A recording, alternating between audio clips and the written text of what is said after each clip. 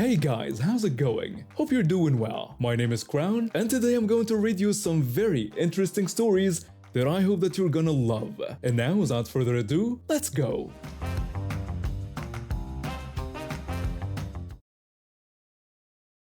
I've been vegetarian for the past 8 years, ever since I had some health issues that made me reconsider my diet. When I fly, I always pre-order vegetarian meals online because airplane food is already questionable enough without having to worry about mystery meat. This trip was supposed to be routine. I was flying from New York to Los Angeles for a client meeting, booked in economy on a packed Tuesday morning flight. I had my usual aisle seat and my laptop ready for some work during the 6-hour flight. Everything seemed normal until this woman in her 50s sat down in the middle seat next to me. She was one of those people who immediately takes over the entire armrest and acts like the plane belongs to her. She spent the first 30 minutes of the flight complaining loudly on her phone about everything from the gate change to the temperature in the cabin. I put on my headphones and tried to ignore her. About 3 hours into the flight attendant started the meal service. When special meals are served, they brought mine first along with a few other passengers who had dietary restrictions or had paid for premium meals. The flight attendant smiled politely and told me this was my vegetarian meal and wished me a good meal. I thanked her and opened the container to start eating. The pasta was actually decent for airplane food, and I was genuinely hungry since I had skipped breakfast that morning to catch my early flight. I was maybe 3 bites in when the woman next to me tapped my arm aggressively. She demanded to know what I thought I was doing. I looked at her, confused, with a forkful of pasta halfway to my mouth. I asked her what she meant because I genuinely had no idea what her problem was. She told me I was eating my meal before everyone else got theirs and that it was incredibly rude. I apologized for the confusion and explained that this was my special meal that I had pre-ordered because I was vegetarian. She said she didn't care what kind of meal it was and that it was basic courtesy to wait until everyone in the row gets their food before starting to eat. She accused me of being completely inconsiderate. Her face was getting red and she rolled her eyes dramatically. I stared at her for a moment, trying to process what she had just said. I told her we were on an airplane, not at a dinner party or sitting at the same table in a restaurant. I explained that this was how meal service worked on flights. She disagreed completely and said that wasn't how it worked at all. She claimed she had been flying for 20 years and everyone knew you had to wait for the whole route to get served. She accused me of ruining her flight experience. At this point, I noticed that other passengers were starting to look over at us. The man in the window seat was pretending to look out the window, but was clearly listening to every word. I told her politely that I really didn't think there was any rule about waiting for other passengers to get their meals and that special dietary meals were always served first on every flight I had ever been on. She told me not to dare lecture her about airline etiquette and claimed she flew more than I ever would. She called me selfish and said my behavior was disgusting. She rolled her eyes again and crossed her arms, turning her body away from me like a child having a tantrum. I looked around to see if anyone else thought this was as insane as I did, but most people were minding their own business. I decided to just continue eating my meal. I wasn't going to let some random stranger dictate when I could eat food that I had specifically ordered and paid for. But she wasn't done with her complaints. She told me she couldn't believe I was still eating and that my behavior was unbelievable. She threatened to report me to the flight attendant for my rudeness. I asked her what exactly she planned to report me for since I was just eating my meal. She said she would report me for being rude and inconsiderate to other passengers. About 10 minutes later, the flight attendants finally reached our row with the regular meal service. The woman ordered the chicken and made a big show of waiting to open her container. She loudly announced that this was how civilized people behaved and that proper passengers waited for everyone to get their meals. The man by the window had ordered the beef and immediately started eating when he got it. She didn't say a word to him about waiting. I pointed out that she wasn't telling him to wait like she had demanded I do. She said that was different because I had started eating way before anyone else got served. I reminded her that I had a special meal that gets served first, and that this was literally how it worked on every airline. She huffed and started eating her chicken, shooting me dirty looks between bites. About 20 minutes later, she pressed the call button and flagged down a flight attendant. She told the attendant that she needed to file a complaint about me. The flight attendant looked confused and slightly annoyed. She asked what the problem was. The woman explained that I had been eating my meal before the rest of the passengers got theirs and was extremely rude about it when she asked me to wait for everyone else. The flight attendant looked at me, then back at her. She explained to the woman that passengers with special dietary meals always received their food first and that this was standard procedure on all their flights. The woman said that nobody had told her that rule and insisted it was still rude behavior regardless of airline policy. The flight attendant said she understood the woman's concern but explained that there was nothing inappropriate about my eating my pre-ordered vegetarian meal when it was served to me. She asked if there was anything else she could help with. The woman was clearly not expecting the flight attendant to side with me. She complained that this was terrible customer service and declared she would never fly this airline again.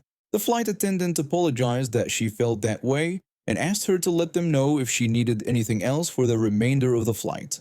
The flight attendant walked away, and the woman spent the rest of the flight shooting me angry looks. I just put my headphones back on and worked on my laptop. When we finally landed in Los Angeles, she made sure to bump into me on purpose while getting her bag from the overhead compartment.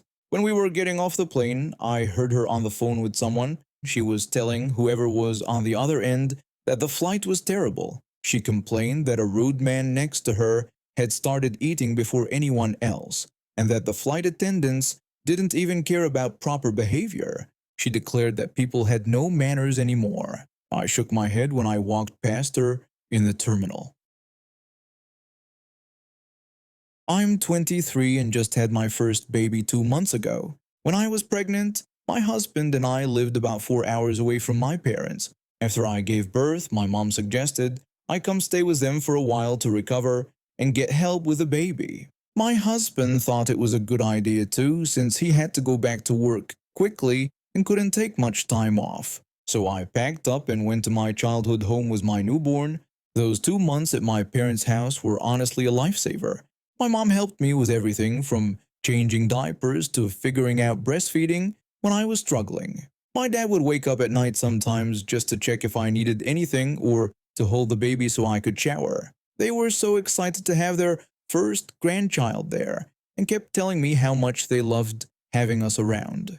It wasn't all perfect though. The baby got sick twice during those 2 months. Once with a fever that scared me to death and another time with some kind of stomach bug. I was panicking both times since I had no experience with sick babies. My parents helped me through it, took us to the doctor, and stayed up with me during the worst nights. During this whole time, my husband's parents barely reached out. Maybe a text here and there asking how things were going, but nothing consistent.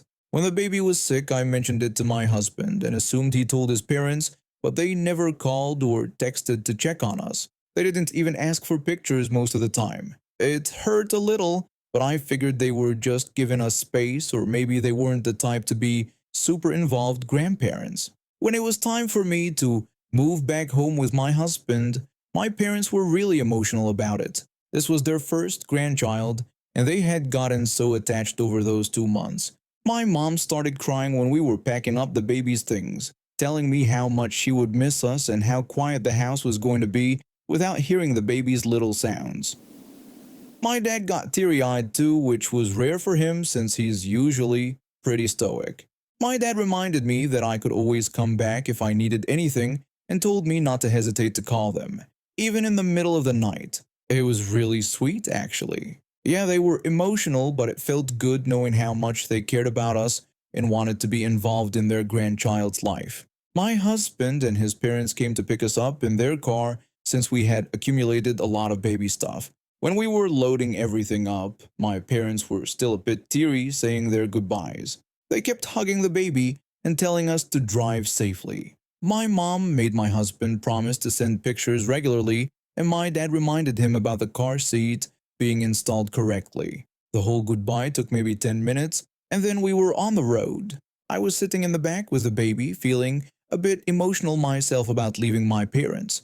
That's when my mother-in-law started making comments about what had just happened. She said it was quite the performance back there, acting like she was impressed by how dramatic it all was. My father-in-law agreed with her, saying he knew what she meant and acting like my parents were being ridiculous for getting so emotional. He said you would think they were never going to see the baby again based on how they were acting.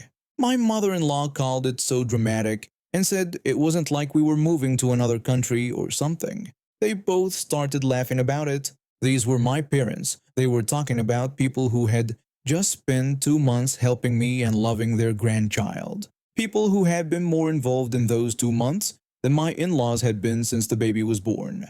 My father-in-law said some people just love the drama, and my mother-in-law agreed, making fun of all the crying over a baby visit ending. I felt my face getting hot. I looked at my husband, expecting him to say something to defend my parents, but he was just driving and not reacting at all. The baby was sleeping in my arms, completely unaware of the tension building in the car. I couldn't stay quiet anymore. I asked them if they were serious right now, pointing out that my parents weren't being dramatic, but were just being loving grandparents who were going to miss their grandchild. The car went dead silent. My mother-in-law turned around to look at me like she was shocked I had spoken up. She tried to defend herself by saying they were just making conversation, but I wasn't having it. I told her they weren't making conversation, they were mocking my parents for caring about their grandchild. The same grandchild that they barely checked on when he was sick twice. My father-in-law tried to interrupt me, telling me to hold on, but I asked him to hold on what? I pointed out that it was true and asked if either of them had called to see how the baby was doing when he had that fever and when he had the stomach bug. I asked if they had offered to help or even just asked if we needed anything. My husband finally spoke up, but not the way I hoped. He suggested we should talk about it later, trying to shut down the conversation. I told him I wanted to talk about it now and explained that his parents thought my parents were being dramatic for being emotional about saying goodbye to their grandchild. But where were his parents when we actually needed support? I reminded them that my parents took care of us for 2 months while they sent maybe 5 text messages total. My mother-in-law tried to defend their behavior by saying they didn't want to intrude and thought we needed space. I asked her if she called that space, explaining that I needed help. I was a brand new mom with a newborn and my husband had to work. I pointed out that my parents stepped up and helped us every single day, and now they were laughing at them for being sad that we were leaving. The rest of the car ride was incredibly awkward and quiet. When we got to our house, my in-laws helped us unload quickly and left without much conversation. Later that evening, my husband approached me while I was feeding the baby. He told me he thought I overreacted back there and said his parents weren't trying to be mean. I asked him how I overreacted when his parents were literally laughing at my parents for being emotional about their grandchild. He said they were just making jokes and that I know how they are. I told him that I guess I don't know how they are because in 2 months I barely heard from them. But apparently they have plenty of opinions about people who actually show up and care. The argument continued for a while, with him insisting I had been too harsh and me standing my ground. He kept saying his parents were just trying to lighten the mood, and that I took it the wrong way. A few days later, my mother-in-law called me directly. She said she wanted to apologize if what they said in the car upset me. I told her it did upset me and that my parents have been amazing through all of this. She said she was sure they had been and explained that they just handle things differently in their family. I asked her what they handled differently, whether it was being involved with their grandchild. She said they believe in giving young parents independence. I pointed out that there's a difference between giving independence and being absent. I explained that my parents gave me independence while still being supportive and that they didn't take over, they just helped when I asked. She got quiet for a moment and then said they were here now if I needed anything. I asked her if they really were because when I actually needed help, when the baby was sick and I was scared, they weren't there then. She tried to say they didn't know it was serious, but I told her they didn't know because they didn't ask.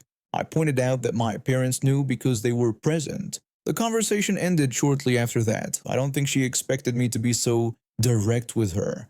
The whole situation really opened my eyes to the dynamics in my husband's family.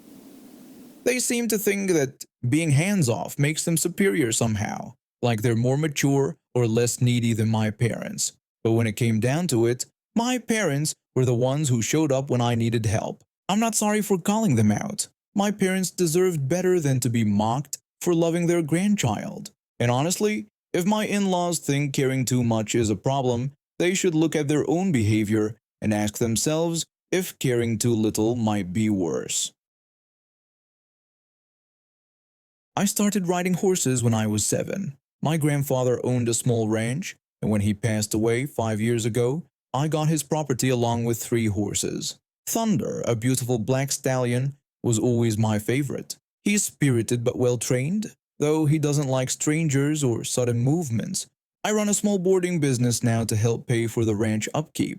People bring their horses to stay in my stables, and I also offer riding lessons to beginners. It's peaceful work, and I love being around the animals every day. The ranch sits on the edge of town, bordered by a public hiking trail that gets pretty busy on weekends. On that day, I was grooming Thunder in the front paddock when I noticed a family walking along the trail. A middle-aged woman with bleached blonde hair was walking ahead, talking loudly on her phone. Behind her, a teenage boy who looked about 15 was kicking rocks and complaining about being dragged on a hike. I didn't pay them much attention until the boy suddenly veered off the trail and headed straight for my paddock. Thunder tensed up immediately. He's always been protective of his space, and strangers approaching without permission puts him on edge. I called out to the kid, telling him he couldn't come in because this was private property. The kid completely ignored me and kept walking toward Thunder. I stepped between them, holding up my hand and repeating that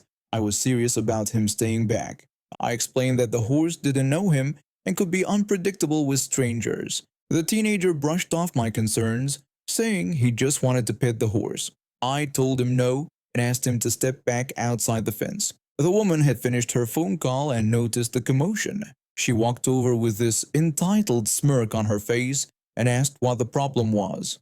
I explained that her son needed to stay out of my paddock because this was a working ranch, not a petting zoo. She rolled her eyes and said it was just a horse, claiming her son loved animals and there was no harm in letting him say hello. I tried to remain patient when I told her that Thunder was very particular about who he lets near him, and for everyone's safety, her son needed to stay on the other side of the fence. I thought I was being reasonable, but Karen's expression turned nasty. She started ranting about how they were just walking by on a public trail and accused me of acting like they were trying to rob me. She insisted her son wasn't going to hurt my precious pony. I explained that it wasn't about hurting Thunder, but about safety. I told her the horse weighed over 1,000 pounds and could seriously injure someone if he got spooked.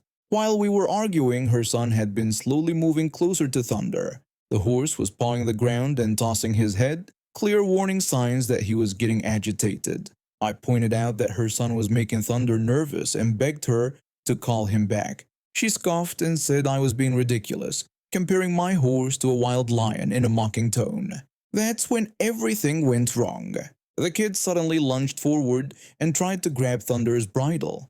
Thunder reared up slightly and sidestepped away, but the teenager was determined. Before I could react, he had somehow managed to scramble onto Thunder's back. I shouted for him to get off right away, explaining that Thunder wasn't saddled and didn't know him. Thunder immediately started bucking, trying to get the unexpected rider off his back. The kid was holding onto his mane, but he had no idea how to stay on a horse, especially one that was trying to throw him. I yelled that I was coming to help when I rushed toward them, but Thunder gave one massive buck that sent the teenager flying through the air. He landed hard on his side about 6 feet away, groaning and holding his arm. Karen screamed about her baby being hurt when she ran over to her son, who was clearly injured but conscious and breathing.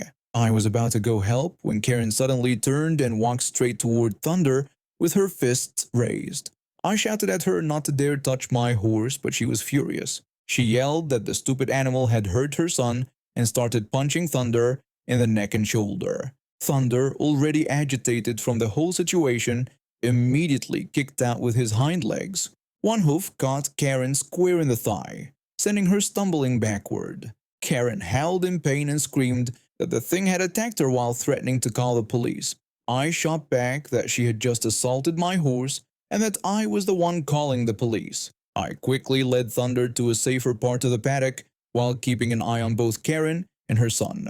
The kid was sitting up now, cradling his arm but not crying. Karen was limping around, screaming into her phone about dangerous animals and lawsuits. She demanded police and an ambulance, claiming a vicious horse had attacked her son and then kicked her when she tried to protect him. The police arrived within 15 minutes, followed by paramedics. While the medical team checked out Karen's son, I explained the situation to the officer. Karen immediately started yelling over me, telling the officer that I had a dangerous animal on my property. She claimed her son was just petting the horse when it went crazy and threw him off, and that it kicked her when she tried to help. The officer asked me to give my account from the beginning. I explained how I had repeatedly warned them to stay away from Thunder, how the teenager had ignored my warnings and jumped on the horse without permission, and how Karen had then attacked Thunder. The officer then asked Karen if it was true that her son had climbed onto the horse after being told not to. She insisted he was just being friendly and that people like me should have their animals under control. The paramedics determined that the teenager had a sprained wrist and some bruises, but nothing serious. Karen had a large bruise on her thigh, but no major injury. The officer told Karen that she was being cited for trespassing on private property and animal cruelty for striking the horse. She exploded, asking how it could be animal cruelty when that thing had assaulted them. The officer explained that, according to witness statements in my account, her son had trespassed and provoked the animal after being repeatedly warned to stay away. He said the horse was defending itself and its territory, which was natural behavior. Surprisingly, the teenager spoke up and told his mother that the officer was right.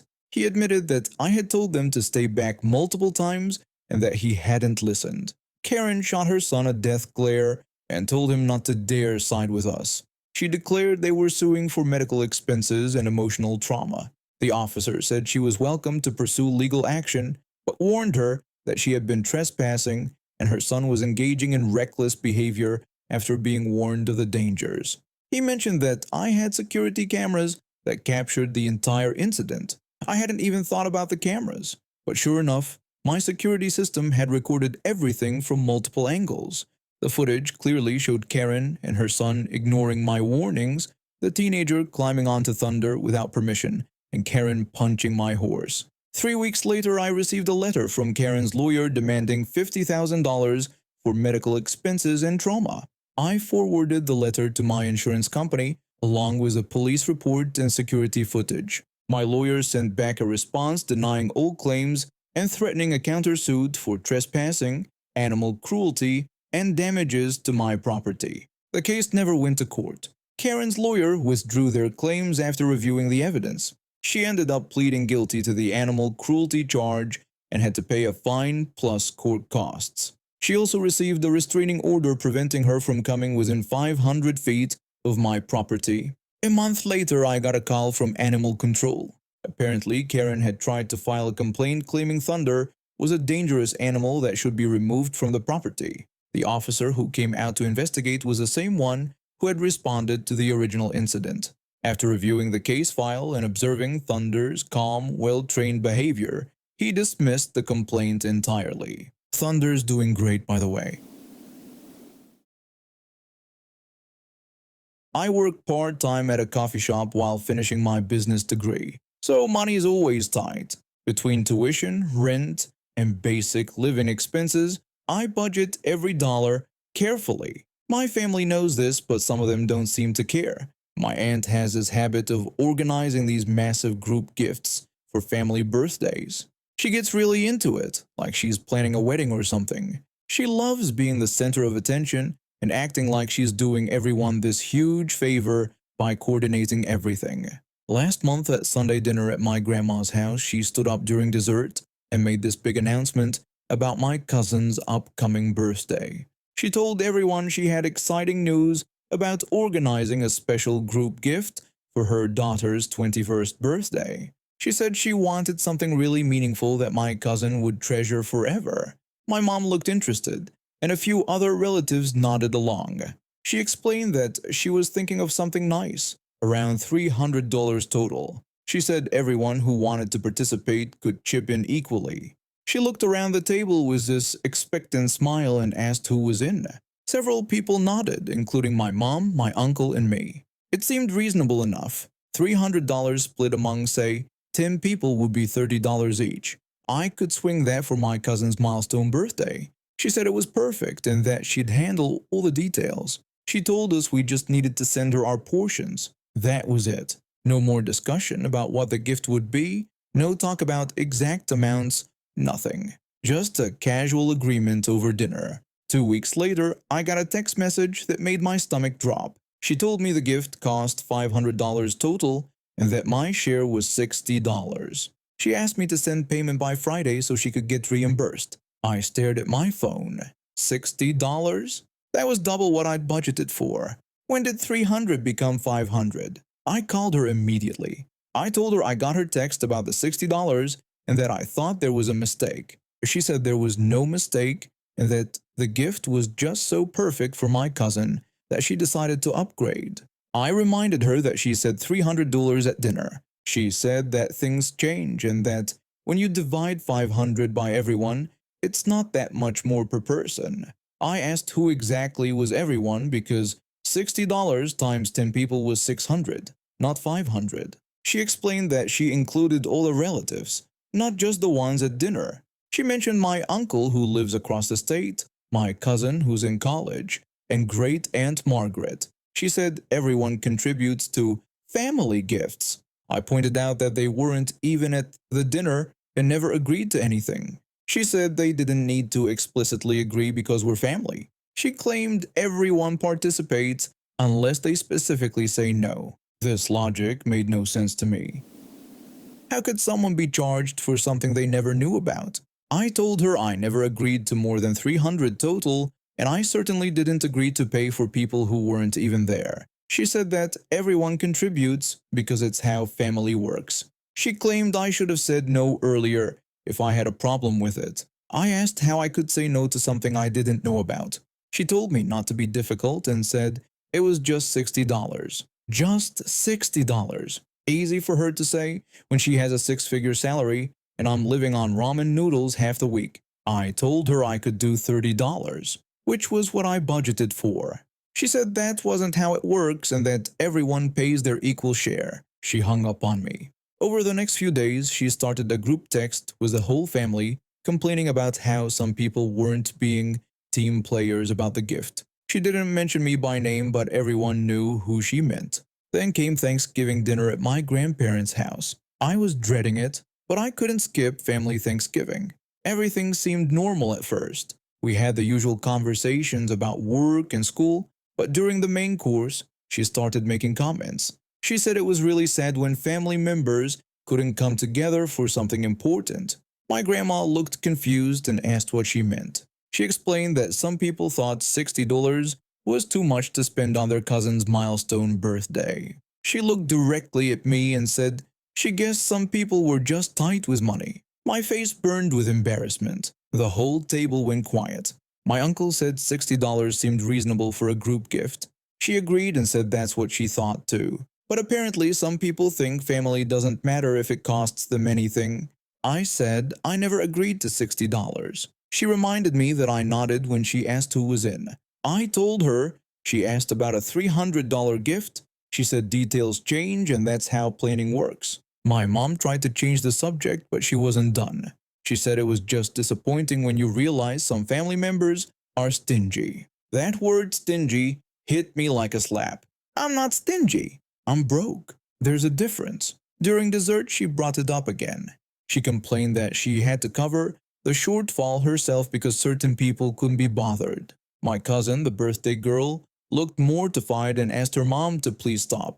My aunt said no and claimed my cousin should know who really cares about her and who doesn't. That was enough. I stood up and said I needed to use the bathroom. In the bathroom, I pulled out my phone and did something I probably should have done weeks ago. I looked up the gift she'd bought. 5 minutes of internet searching told me everything I needed to know. When I came back to the table, she was still going. She was saying that some people think money is more important than family. I said that speaking of money, I had looked up that necklace she bought. She stopped mid-sentence. I told everyone that the retail price was $350. Even with tax, that was nowhere near $500. The table went dead silent. I said that either she overpaid by a lot or she pocketed the difference. She demanded to know how I dared to accuse her of stealing. I said I wasn't accusing her of anything. I was just stating facts. The gift costs $350 and she collected money for $500. My uncle pulled out his phone and started searching. A minute later, he showed my aunt the screen and told her I was right. $349 at 3 different stores. The room felt like a pressure cooker about to explode. She claimed there were other expenses like gift wrapping and shipping. I asked if gift wrapping really cost $150. She couldn't answer that. My grandpa, who'd been quiet all evening, finally spoke up. He said it sounded like everyone who paid extra should get their money back. She said this was ridiculous. My grandpa said what was ridiculous was overcharging family and then calling them stingy. She walked out claiming we were all ganging up on her. The next day, I received a text from her with no message, just a payment app notification. She'd sent me $25. Everyone else at dinner got similar refunds. I never did pay the original $60, and my aunt never brought it up again. I've been unemployed for about 3 months after getting laid off from my office job. The company downsized, and unfortunately, I was part of the restructuring. Since then, I'd been living off my savings and the occasional odd job while sending out resumes. Money was getting tight, so I become pretty strategic about my shopping trips. I'd make a list, stick to it religiously, and hunt for the best deals. That Saturday, I was at one of those big retail stores. You know the type, purple and white signage everywhere, sells everything from groceries to garden furniture. I was there because they had a sale on cleaning supplies, and my apartment desperately needed some attention. Plus, I figured keeping busy with household chores might help me feel more productive while job hunting. I was wearing my usual weekend uniform, a dark gray hoodie and jeans. Nothing fancy, just comfortable clothes for running errands. I'd grabbed a shopping cart and was making my way through the store, checking items off my list. I just picked up some dish soap and was leaning against my cart, double-checking my phone to see if there were any digital coupons I could use, when this woman appeared out of nowhere. She was probably in her 50s, well-dressed in that way that screams, "I'd like to speak to your manager." Her hair was perfectly styled, and she had this expression like she was perpetually annoyed about something. She walked right up to me with the confidence of someone who'd never been told no in her entire life. The woman approached me with an urgent question about where to find spatulas. I looked up from my phone, a bit startled. It took me a second to process what was happening. I politely explained that I didn't work at the store and was just another customer shopping. You'd think I just told her I was personally responsible for global warming. Her eyes went wide and her mouth dropped open like I'd committed some sort of cardinal sin. She stared at me for what felt like forever, and I could practically see the gears turning in her head as she tried to process this information. She asked me again if I really didn't work there, sounding completely shocked. I confirmed that no, I was just shopping like anyone else. Her expression shifted from shock to something that looked like moral outrage. She crossed her arms and gave me this look, like I personally offended her entire family lineage. Then she accused me of standing around like I was staff, which completely baffled me. I blinked a few times trying to understand what that even meant. I looked around to see if maybe I was blocking something or standing in some special employee zone, but I was just in a regular aisle next to the cleaning products. I apologized and explained that I was just checking my phone and shopping like everyone else. She insisted that I had been leaning on my cart and looking like I worked there, demanding to know how she was supposed to tell the difference. I wanted to point out that actual employees usually wear uniforms with name tags and the store logo, but something told me logic wasn't going to work here. Instead, I tried to be helpful by suggesting she check the kitchen section or ask someone at customer service. She huffed like I'd suggested she climb Mount Everest just to find a spatula. She complained that she shouldn't have to hunt down an employee and that I was standing there doing nothing. I tried again to explain that I was shopping and checking my phone, but she argued that I looked available. I was starting to wonder if there was some secret handbook about how to look unavailable while shopping. Maybe I needed to carry a sign or wear a special hat that said not an employee. She went on a rant about how this was exactly what's wrong with customer service these days, calling me a lazy employee who was pretending not to work there just to avoid helping customers. I told her again that I really didn't work there and mentioned that I was actually unemployed. That seemed to make her even angrier, like being unemployed was some sort of personal character flaw. She demanded to know what I was doing just standing around taking up space. I pointed out that I was shopping, just like she was. She made this disgusted sound and shook her head like I was the most disappointing person she'd ever encountered. She declared the whole situation unbelievable and threatened to complain to management about employees refusing to help customers. I asked her what exactly she planned to complain about since I wasn't an employee. She insisted she was going to report employees refusing to help customers. When I reminded her once more that I wasn't an employee, she declared that's what they all say, like I was part of some conspiracy. At this point, I was starting to feel like I was stuck in some sort of bizarre comedy sketch. This woman was absolutely convinced that I worked there, despite my repeated explanations and complete lack of uniform, name tag, or any other indication of employment. She stormed off, walking down the aisle while grumbling about lazy employees and terrible customer service. I watched her leave, shaking my head at the whole interaction. But then something happened that made the entire situation even more absurd. When she stomped down the aisle, she walked directly past an actual employee. He was wearing the store's distinctive purple vest with a name tag, pushing a cart full of items to restock the shelves. He even politely said, "Excuse me," when she brushed past him, but she completely ignored him. It was like he was invisible to her. I stood there for a moment watching this uniformed employee continue his work while the woman disappeared around the corner, presumably still searching for someone to help her find spatulas. The irony was so thick you could cut it with, well, a spatula. The employee noticed me staring and gave me a knowing look. He guessed that she had thought I worked there, which surprised me. When I asked how he knew, he explained that it happened all the time and that some customers see what they want to see. I mentioned that she had walked right past him, and he agreed, saying that the uniform seemed to make them invisible unless customers specifically needed something. It was like they could only see employees when they were actively looking for help. About 20 minutes later, when I was finishing up my shopping, I saw her again near the customer service desk. She was in full complaint mode, gesturing wildly while talking to a manager. I couldn't hear exactly what she was saying, but I caught snippets about rude employees and people refusing to help. The manager looked confused and kept asking for more details. I saw him look around the store, probably trying to figure out which employee she was talking about. Eventually, he seemed to realize she was describing a customer, not an employee.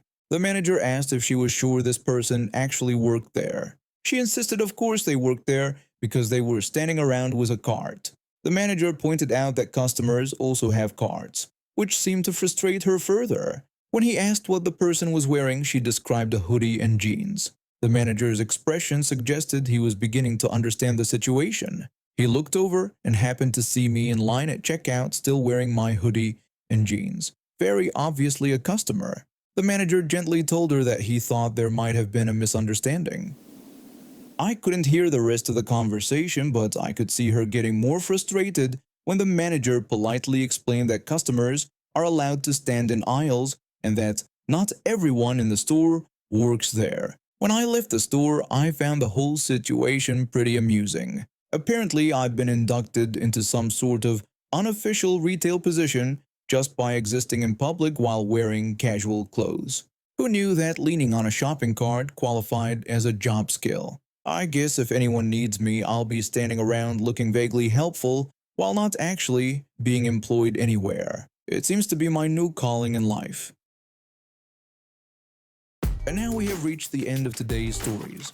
Thank you for watching, and see you next time.